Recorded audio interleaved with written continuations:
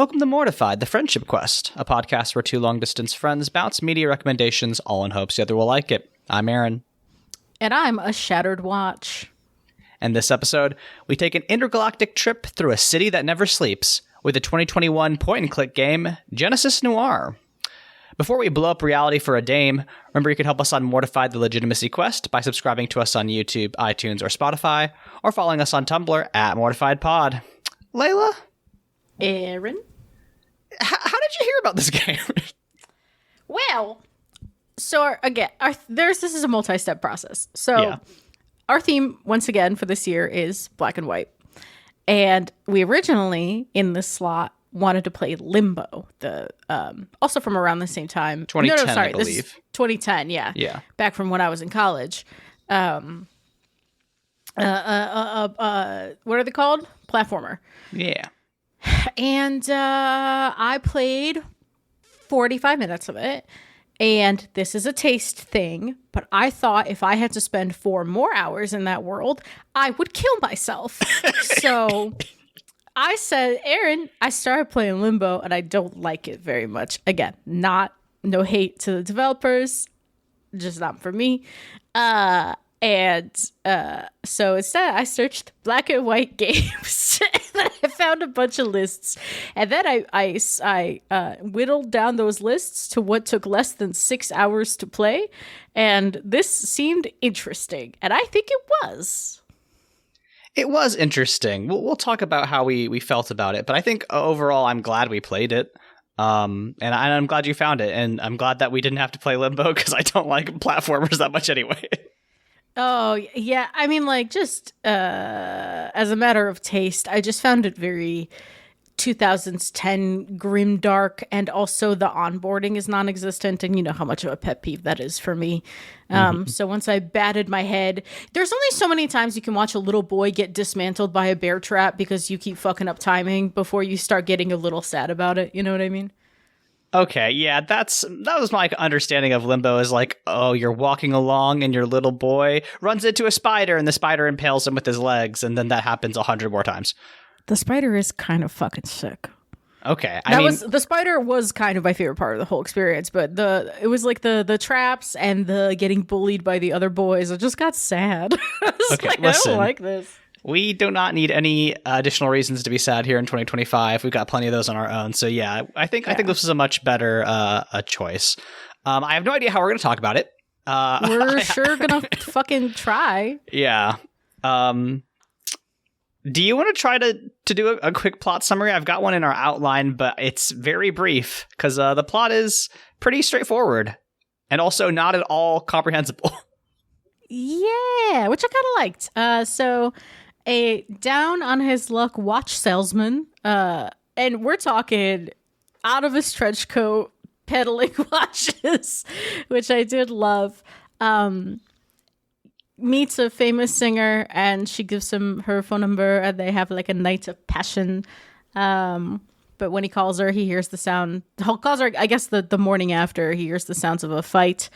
Runs over to her apartment, and he sees Golden Boy, who I believe is the saxophonist in her favorite in the ensemble that like accompanies her. Sees he sees Golden Boy shoot the singer Miss Mass with a gun, and that gun is also the Big Bang. Keep up. It's not just he's not just shooting her though. He's doing a kamehameha essentially with a gun. And yeah, it's cool. And then our little watch seller goes on an intergalactic, interdimensional, interplanetary, interstellar, interplanar, chronological adventure to figure out how to save her. Throughout, he meets various figures: a Stone Age hunter-gatherer, a Ronin, a musician from the Jazz Age, and a Martian scientist. They help him acquire little golden spirals that can help him undo the Big Bang. The whole thing is like your key mechanism to like keep track of what's going on is this like wall in the. It's actually I do love this very much. You're in the room your home base is the room where the shot is happening, frozen in time, and your mechanism by which you track your progress is the wall behind Golden Boy, where you're collecting all your little relics. And then the way by which you pick your next adventure is you go into, like, you sidle up to the Kamehameha beam that's frozen in time, and you go through a progression of stars within the beam. I really like that. It's I thought cool. that was It's cool. fun. Yeah. But anyway, Watchseller, or No Man as he is called, apparently, enacts his plan. An incarnation of all these people, like, kind of combined, called Siren, Sapien, sorry, her full name, stops him and then tries to show him all that will be lost if he undoes the Big Bang. Is that what happened in that portion of the game? I'm glad that you is caught my it. interpretation of it. We can talk about what we felt about it, but that's what I thought was happening there. Sure. Siren tells him that he doesn't have to save anyone. In the end, he must choose to either never hook up with Miss Mass or to hook up with her. Yeah. To not hook up with her. Right. Yeah. But, okay, so we can talk a little bit about the chapters that worked and didn't work for us. The one that I really got stuck on that wasn't, like, my jam was the hunt. I think because I was just missing, because there's, like, you cross a river, you're tracking, like, a celestial deer, you cross a river, and you have to, like, my impression was that you had to pick up the tracks, but no, you actually go into the cave to find the hunter. I kept missing the cave, and so that was the point at which I said, I'm going to do some chores, and I got up and I did the dishes, and I did a couple other things, and came back to the game and looked up a guide and was like, oh, I see. That was really the only one where I got stuck, and then really the only one where it mechanically fell apart for me was when the Siren Sapien stuff started happening. That is just not for me in a big way, taste-wise. I'm sure it was fine in doing what the creators intended, but, like, I was over it in a big way and had to pee. As we know from Wicked, that's a big dampener for me. But in terms of what really worked, I love a clock puzzle. Anytime there was, like, a clock puzzle, I was into it. Connecting those constellations, I was really into.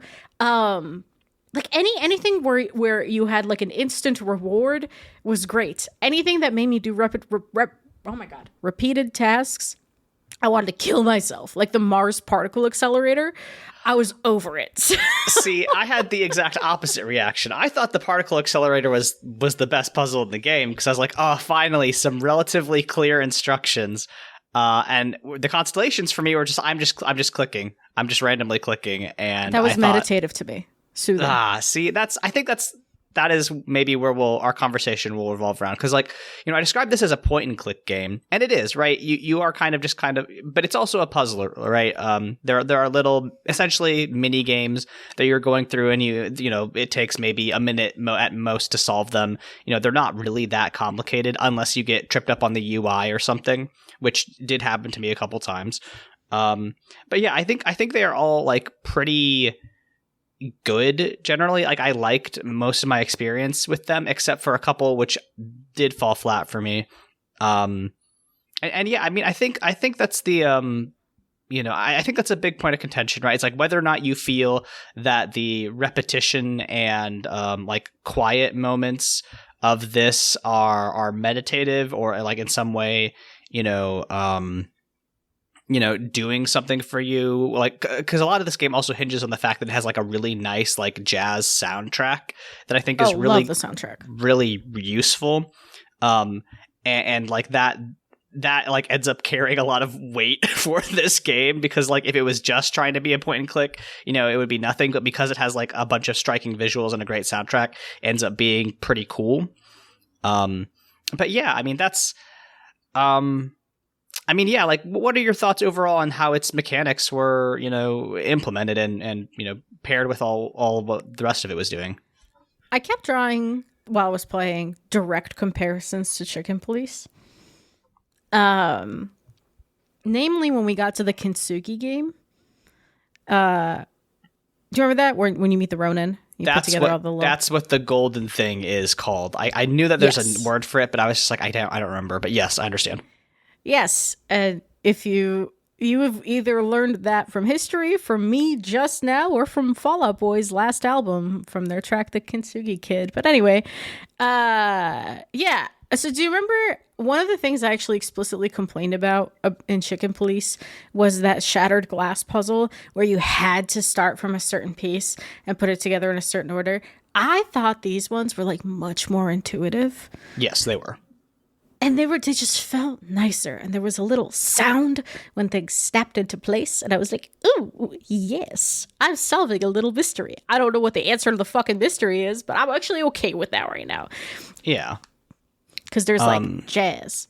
Yeah, I mean, I think that puzzle where you are like putting together various like broken teacups and things is really fun. It does, definitely work way better than the Chicken Police one because it like gives you, the option to start from any piece. You don't have to start from like the top piece and then work your way out. Yeah, I think there's some limitation on some of them. Like, I think sometimes if you try to like put in the front piece, it's like, no, work from the back first. But It's like, it's looser and it's easier to grok. Yeah, I think there's a lot of really good visual and not just visual, but like audio design as well. Like you said, like the sound cues are always popping. It's always like giving you an incentive. And when it's paired with like the little gold, like, cause this is like we said, this is a black and white game, that also has like these hints of gold in it throughout. And it does like really work when, this is like the opposite complaint of like, oh, there's too much yellow paint. It's like, oh, there is only yellow paint in this game. And it like achieves a really striking effect. Yeah. But in terms of, cause your original question was, how does it serve the story? I think the mechanics are, the narrative tie into the mechanics is stronger in the first half of the game than it is in the second half of the game. Second half of the game, I was like, okay, I'm into just like puzzles now, and I don't know how I feel about them. First half of the game, like, I think just the opening level, I think it's called Genesis, is so cool because like, okay, in order for me to progress through the game and find Golden Boy and figure out what his problem is, I must understand how the seeds work to physically remove obstacles from my path. And then as the puzzle level develops, you do more individual puzzles. I think the one that I got stuck on in that one was the tree with the birds. And then I figured out you had to like let the birds click on the fly. Birds. Yeah. I was chopping down that tree for like 2 minutes before I was like, I think I'm missing something. Yeah, same. Because I was like, is there a certain amount do I have to get symmetry? Is that what we're trying? No, birds. So I think that connection was a lot stronger. I also really liked the like cool. Basically like anything having to do with Golden Boy really worked for me. And then once Golden Boy kind of retired from the narrative, suddenly I felt a disconnect. Yeah. Was that your experience? I mean, I think that's an interesting jumping off point for talking about like why, what the narrative is, right? Because, in theory, you're trying to prevent a murder in progress. And like you're like reverse engineering, the history between Miss Mass and Golden Boy and you. But like then it starts getting into like civilizational history. It like becomes a Civ game, kind of. Not really, but like, it starts with like, okay, we're working with the hunter-gatherer civilization and piecing together like first they're hunting the deer, but then they're picking up seeds and learning agriculture, and then it like jumps forward to the Ronin. It's like, okay, now the Ice Age is happening, but also it's feudal Japan and this guy's got to do an assassination, right? Successfully. Yeah, succeeds and then thinks you're like a weird demon, which is fun. And like I'm wondering, this game is trying to, I'm borrowing a lot from the Waypoint Radio analysis of this that I'm going to link in the show notes. But like, Austin Walker said this game is trying to like trying to tell the story of like human progress through the lens of like, a love story, this like love triangle gone wrong.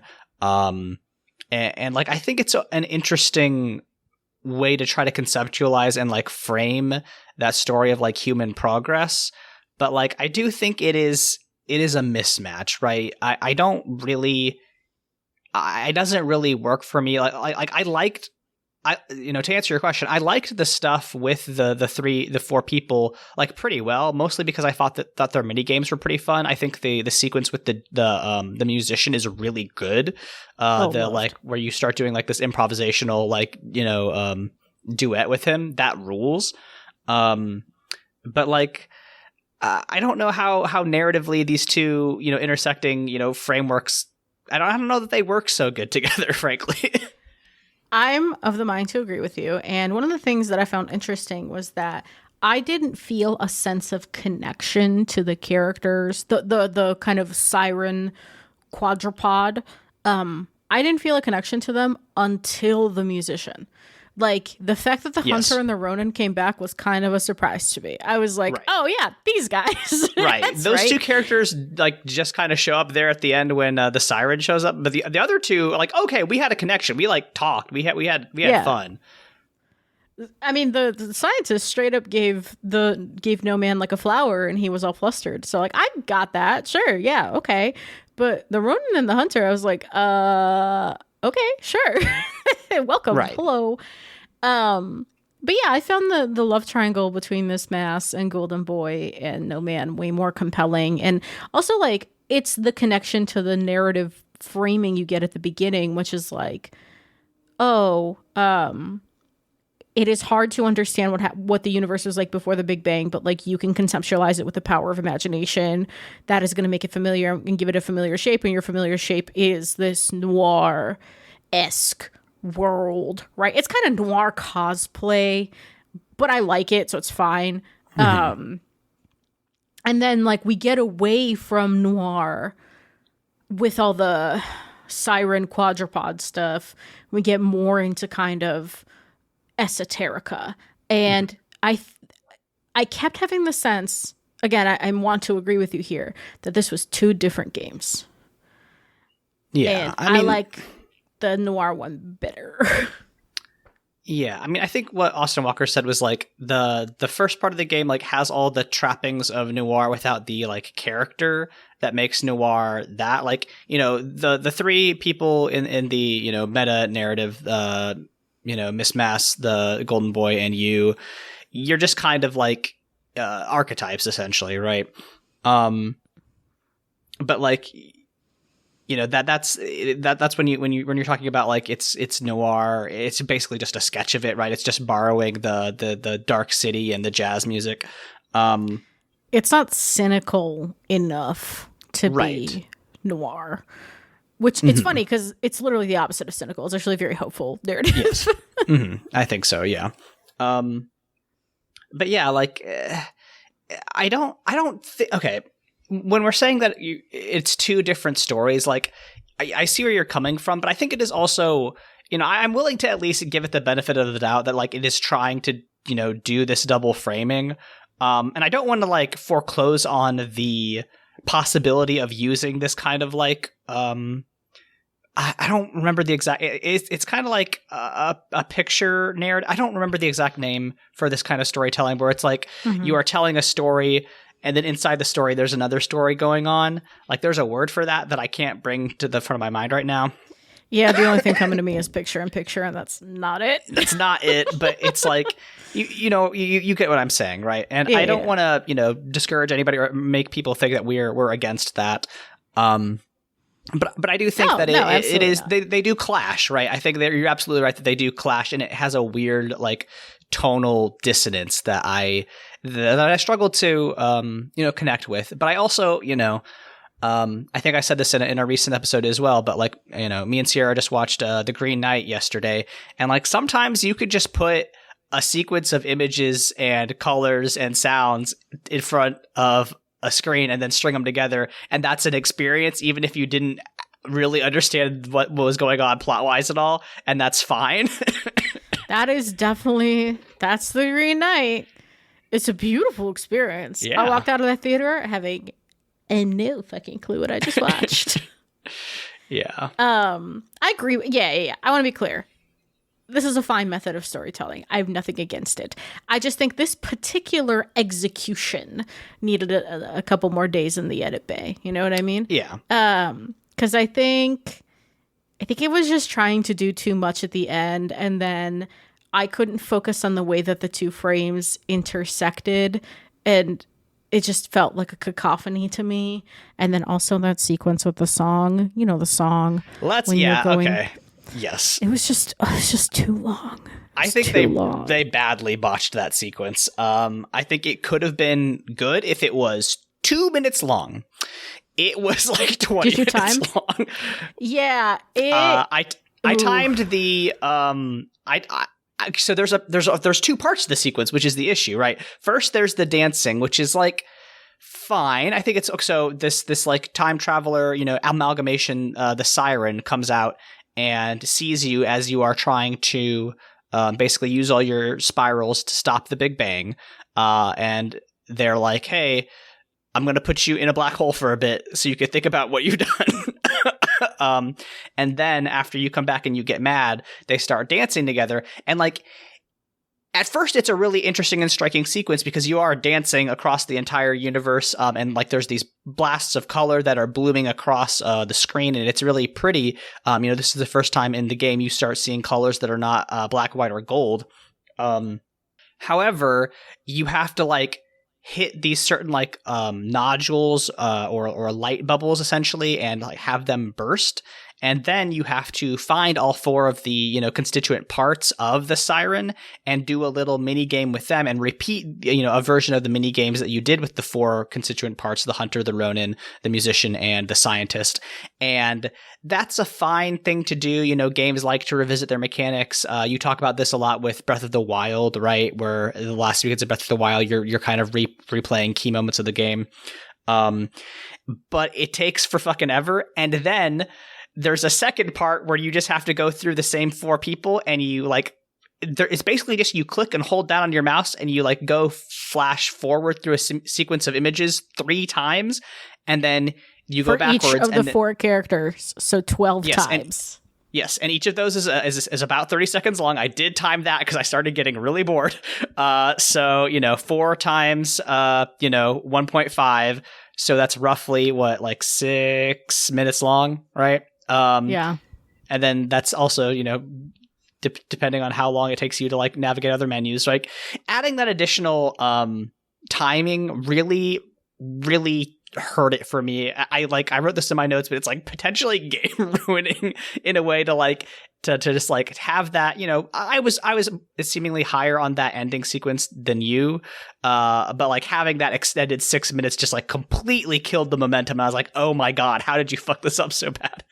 Yeah, and that's I think exactly what did it for me. Is I think, well, okay, there's 2 elements to why the end half didn't work for me. I thought the transition away from the Golden Boy stuff was a little bit abrupt for some reason. I would have liked to maybe see a little bit more Golden Boy when Sirens kind of started to hop up. And then the dance sequence just like took too long, and I love an earnest experience. I really do. I think I love to expose myself to a bit of cheese. I like to feel something, right? Like, I was not immune to Bo Burnham's fucking comedy special, right? I get it. I too feel like shit. I get it. So, but when you give it to me for 6 minutes, it's just like a dance sequence. I'm like, oh my god. I get overwhelmed and overstimulated and bored. I'm like, please take me back to the puzzles. And I think between those 2 things, by the time I hit the end, I was just so annoyed. And like with games that you can kind of do in one sitting, this game's about 5.5 hours long, you do succumb to recency bias in a really big way, more so than you do with like an 80-hour experience, right? Or like a 20-hour experience. And if I sit down and I'm playing, I don't know, Baldur's Gate 3, and I have a bad session, that's okay. I go back the next day, I find something fun to do, I have a good session. But this is one session. And so if the end of this session is not good, then I feel like the whole session was worse than it was, even if I really enjoyed myself in the first half. So I think that's what it is. It's like recency bias poison. That's really well. I mean, like, I think it's just numbers, right? It's the matter of law of large numbers, or not even large numbers, just, what percentage of the game were you having a bad time? And because it's a short game, the ending took up, an hour, 20% of the game's runtime. And not all of that was very good. So, proportionally, you had a worse time throughout the runtime, which is unfortunate because a lot of it was pretty good. Yeah. It doesn't help. Listeners should know, Aaron and I are both getting over disparate but severe illnesses. If we're a little bit low energy, it's because nature really took us out recently. Mm-hmm. No, I think, listen, largely I enjoyed this game. I think a week from today, if you were like, did you like Genesis Noir? I'll be like, yeah, I really did. I'm glad I played it. I would actually recommend it to other people. I think it's a really cool experience. It's very singular. Like the way it's framed, the way it's executed, the concept it's trying to achieve, and like whether or not it executed on the thing that it's trying to achieve, I think is up to you. I think it kind of, for the most part, did, but again, the end falls apart for me. But like, I really liked this game. I thought it was like a cool experience.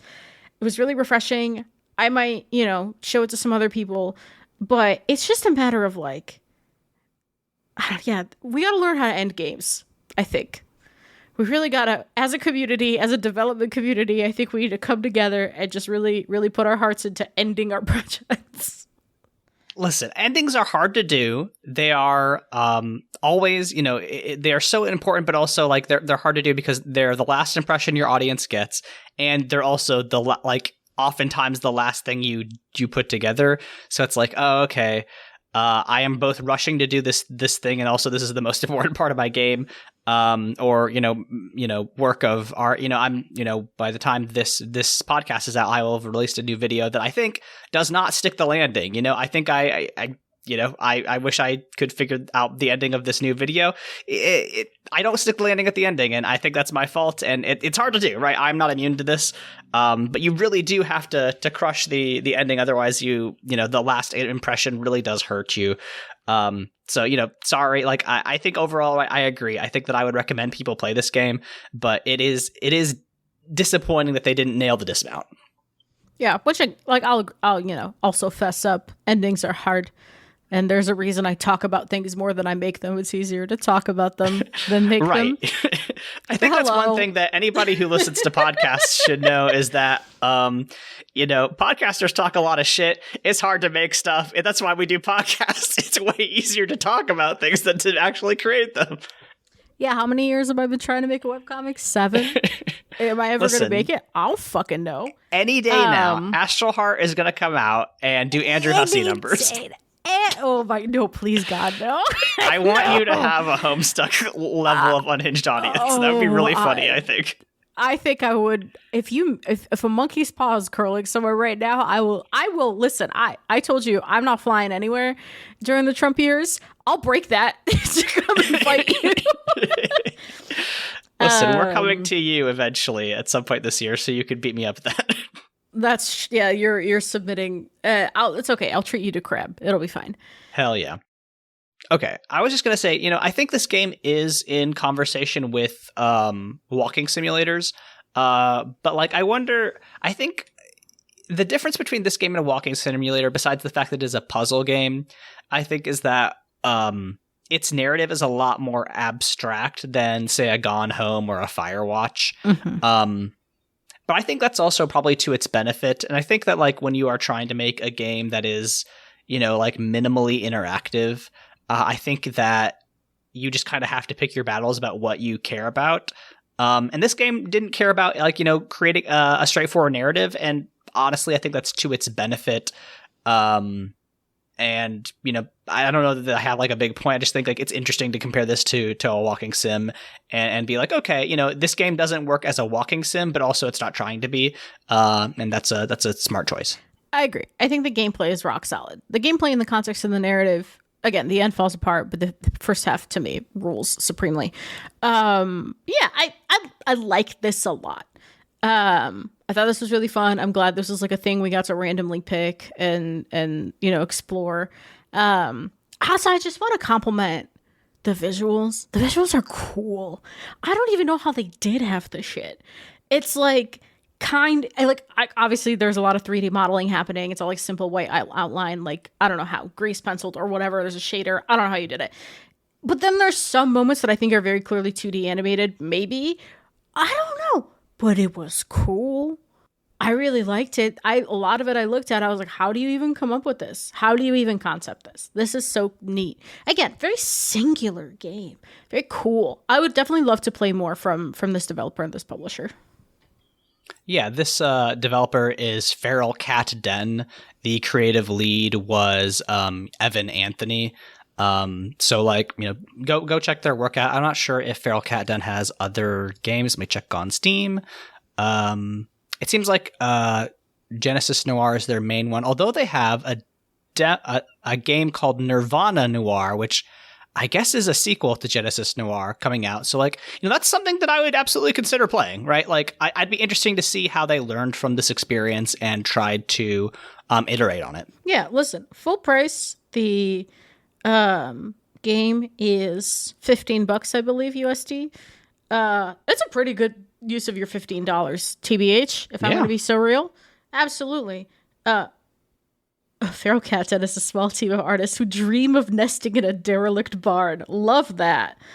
So Nirvana Noir, our upcoming project, save a cosmic city split in two realities before the Bigger Bang unravels everything.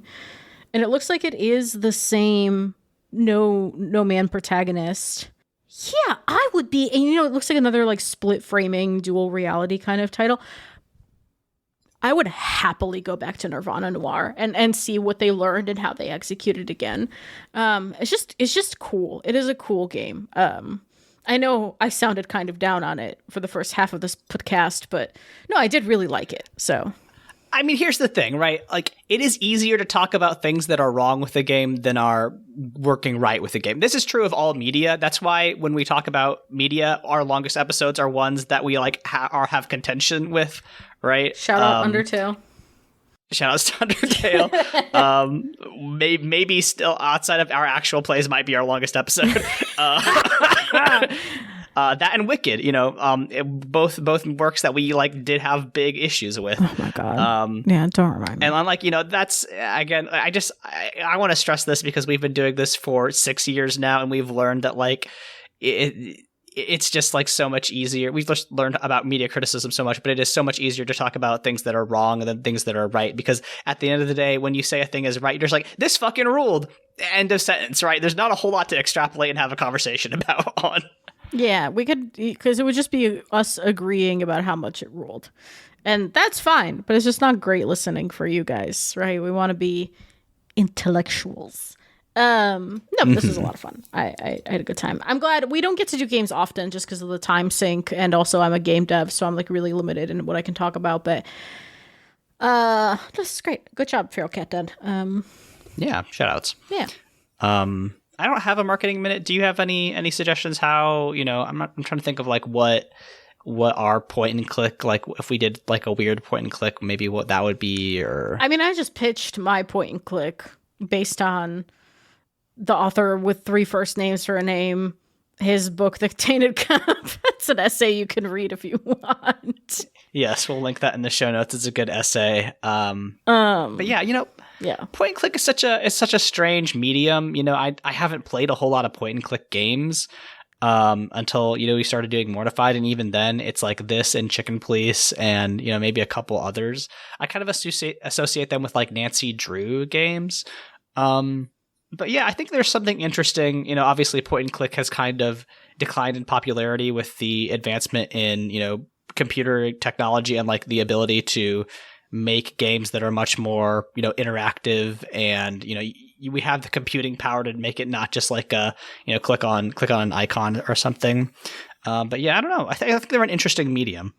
I agree. I would if you want recommendations for another cool kind of point and clicky puzzle game, not you specifically, Global You, I always recommend Gorogoa, published by Annapurna. That's that. I think about that game all the fucking time. And also, as of this week, the Nintendo Direct, there's been an announcement. My favorite puzzle game of all fucking time, Monument Valley, is coming to Switch. So if you've never played Monument Valley, now's the time. And 3, this is the first time 3 will be available outside of Netflix games. So I am so excited to play 3 for the first time. Maya Valley, Gorgoa, excellent puzzle games. So if you like those, there you go. Yeah, absolutely. It looks like it's a bit of a short one this week. Both me and Leyla are sick, so in the coming episodes, I think we'll probably get back up to speed. We'll have more to talk about. So forgive us for that, listeners. But in the meantime, Leyla, where can we be found on the internet? I'm Leylses on Tumblr and Blue Sky. Didn't say Twitter that time. Oh my God, the Sabres just beat the Capitals 8-5. That's what I'm up to. Still just hockey. Still just a fan of the Sabres. I did write that essay. I want to say his name is Robert Jackson Bennett. I'm pretty sure that's what it is.